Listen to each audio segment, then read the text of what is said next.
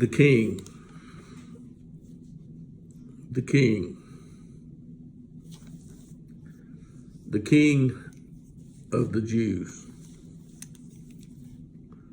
They crucified the king of the Jews. But God raised him from the dead. Yep, God raised him from the dead. So God is at work doing, fulfilling his promises. God fulfills his promises. Do not forget it. God will do what he has determined to do. And that's just a fact.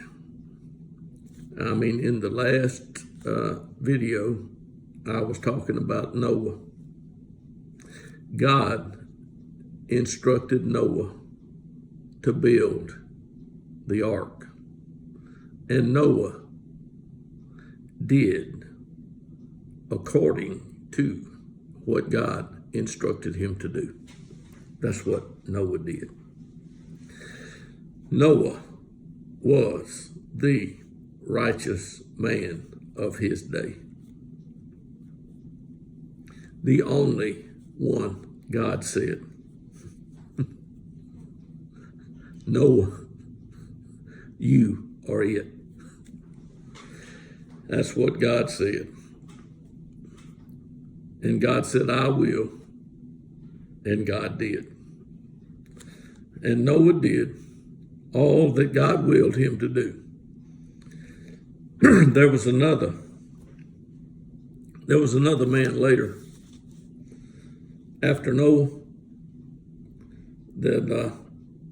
that God talked to. His name was Abram. Yeah, that's the next person that you really find that God is speaking to. God speaks to Abram. He doesn't tell Abram to build a boat. He doesn't tell Abram anything like what he told Noah. Because God told Noah, the end of something has come before me. And now God has gotten past that, and he's got Abraham, or Abram, a man. Now understand that God has been overseeing things as they happened on the earth. Yeah, God was overseeing it. That's why he's Lord of heaven and earth. That's why Jesus could look up to heaven and with his mouth proclaim, I praise you, O Father, Lord of heaven and earth. Those words were by Jesus. The words that you're hearing today are by me. If you're watching this, you are hearing my words. And I am speaking from the heart. Yeah. I'm not reading from a script. So this is not scripted. And I am speaking to you concerning the future. The future. God is always interested in the future. He's not worried at all about the past. Matter of fact, God doesn't worry. No. God does not worry. He has no reason to. But God was overseeing the things that were going on. And if you read in the history book, you will see that God and some of the angels came down to a city that was being built. And they were making bricks. They were building high. They were going into the sky with this building. And they were all speaking the same language. There was one language. Now, don't ask me which one it was, because I really don't know. But there was one language. They all spoke the same language.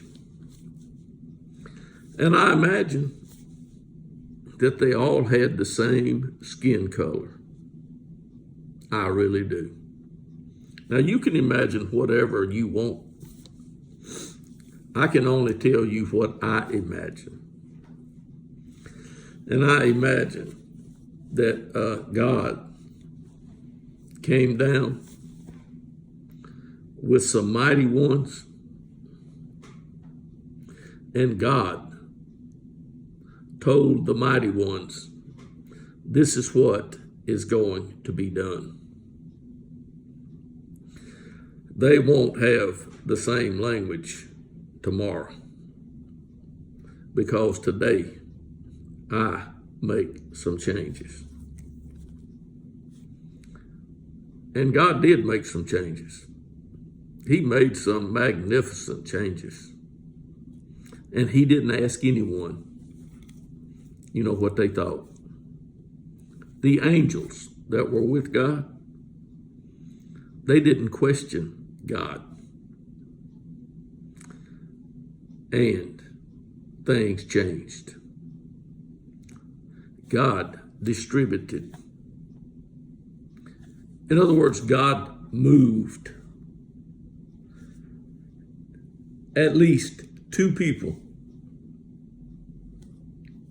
out of that city and placed them all over the earth. Yeah, God did it. He's Lord of heaven and earth. And he gave them their languages. So at this point in time, America was not called America, but there God put a man and a woman, and they became tribes. You can check the history books. There were several tribes of what was known as Indians in the country that is now known as the United States of America. That's just a fact. That's what the history book says. But today, in the country that I'm in,